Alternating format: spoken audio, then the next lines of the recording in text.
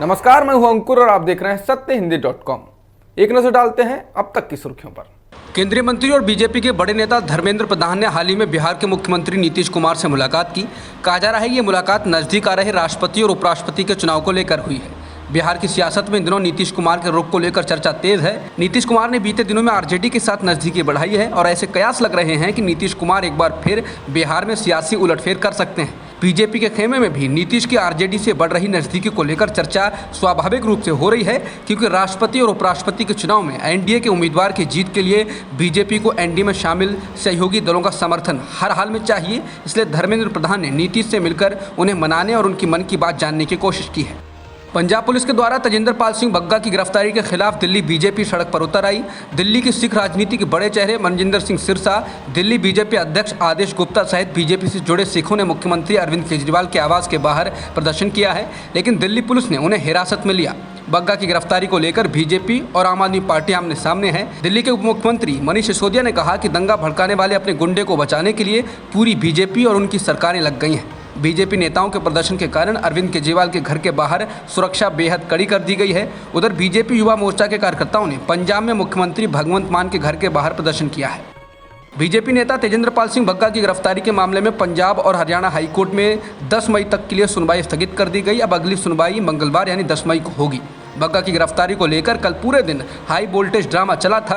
पहले पंजाब पुलिस ने बग्गा को दिल्ली में उनके घर से गिरफ्तार किया था, जिसके बाद रास्ते में हरियाणा पुलिस ने पंजाब पुलिस को रोक लिया। बाद में हरियाणा पुलिस ने बग्गा को दिल्ली पुलिस की टीम को सौंप दिया, जो बग्गा को दिल्ली वापस ले आई। दिल्ली पुलिस ने कहा कि मामला बेतुका है। दूसरी ओर पंजाब के महाधिवक्ता ने कहा कि याचिका अमान्य नहीं है और वो मांग करेंगे कि बग्गा पर पंजाब में एफआईआर दर्ज हुई है और उन्हें नियमों के तहत गिरफ्तार किया गया है और उनकी हिरासत पंजाब पुलिस को वापस की जाए। इसी मामले में हाईकोर्ट याचिका पर सुनवाई करेगा।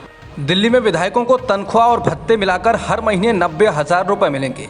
केंद्र सरकार ने दिल्ली सरकार के संबंध में भेजे गए प्रस्ताव को मंजूरी दे दी है। आम आदमी पार्टी ने कहा है कि केंद्र सरकार की ओर से ये मंजूरी 7 साल बाद दी गई है। अब दिल्ली विधानसभा का एक सत्र बुलाया जाएगा और उसमें इससे जुड़े प्रस्ताव को औपचारिक मंजूरी देकर इस बारे में अधिसूचना जारी कर दी जाएगी।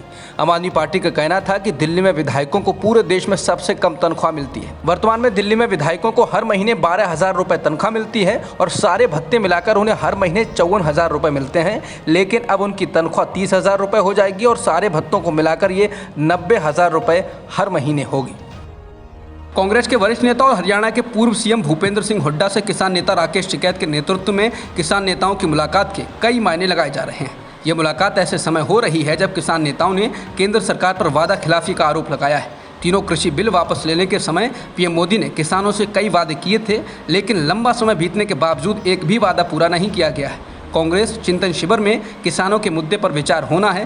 कांग्रेस अध्यक्ष सोनिया गांधी ने हुड्डा को किसान और कृषि समिति का संयोजक बनाया है। कांग्रेस की इस समिति को चिंतन शिविर में कई प्रस्ताव पेश करने हैं। हुड्डा ने इसीलिए राकेश टिकैत के नेतृत्व में किसान नेताओं को दिल्ली में अपने आवास पर आमंत्रित किया था, ताकि उनसे मिली सूचना के आधार पर प्रस्ताव तैयार किए जा सकें।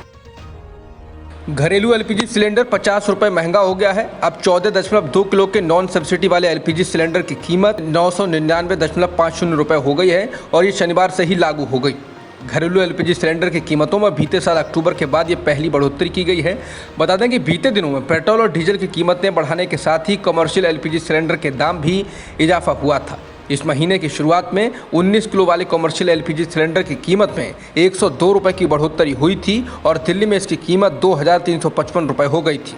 लगातार मिल रही चुनावी हार से परेशान कांग्रेस उदयपुर में होने वाले चिंतन शिविर को लेकर तैयारियों में जुटी है। उदयपुर में चिंतन शिविर 13 मई से शुरू होकर 15 मई तक चलेगा और इसमें देश भर की कांग्रेस कमेटियों से जुड़े 400 नेता शामिल होंगे। इससे पहले 9 मई को दिल्ली में कांग्रेस वर्किंग कमेटी की बैठक भी बुलाई गई है। इस बैठक में चिंतन शिविर से जुड़ी तैयारियों का जायजा लिया जाएगा। सबसे अहम बात जो इस चिंतन शिविर को लेकर सामने आई है वो ये कि इस शिविर में कांग्रेस में ओबीसी, एससी, एसटी और अल्पसंख्यकों को पार्टी में 50% आरक्षण दिए जाने का प्रस्ताव आ सकता है। खबरों के मुताबिक पार्टी के कई नेता चिंतन शिविर में ऐसे प्रस्ताव को लाने की तैयारी में जुटे हैं। तमिलनाडु के मुख्यमंत्री एम.के. स्टालिन की सरकार का 1 साल पूरा हो गया है। इस मौके पर आज उन्होंने राज्य द्वारा संचालित बस में यात्रा की और यात्रियों से बातचीत की। स्टालिन ने सरकार का 1 साल पूरे होने पर कई जन कल्याणकारी योजनाओं का भी ऐलान किया, जिसमें सरकारी स्कूलों के छात्रों के लिए पोषण सुनिश्चित करने के लिए नाश्ता उपलब्ध कराना शामिल है। अपनी घोषणा में उन्होंने कहा कि कक्षा 1 से 5 तक के छात्रों को सभी वर्किंग डेज में पौष्टिक नाश्ता उपलब्ध कराया जाएगा।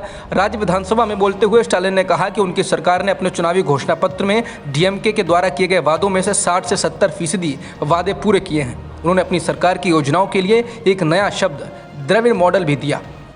हैदराबाद ऑनर किलिंग की एआईएमएम प्रमुख असदुद्दीन ओवैसी ने कड़ी निंदा की है और मर्जी से शादी को कानूनी हक बताया है। हैदराबाद में कार्यक्रम को संबोधित करते हुए ओवैसी ने कहा, हम सरूर नगर में हुई घटना की निंदा करते हैं। महिला ने अपनी इच्छा से शादी करने का फैसला किया। उसके भाई को उसके पति को मारने का कोई अधिकार नहीं। ये एक आपराधिक कृत्य है। संविधान और इस्लाम के अनुसार सबसे बदतरीन अपराध है। इस दौरान ओवैसी ने वहां मौजूद लोगों को भी इसको लेकर समझाया और अल्लाह से डरने को कहा। बता दें, अशरीन सुल्ताना के भाई सैयद मोमिन अहमद और एक रिश्तेदार मसूद अहमद ने उनके पति दिल्लीपुरम नागराजू को हैदराबाद में बीच सड़क पर मार दिया। सुल्ताना का परिवार एक हिंदू लड़के से शादी से नाराज था।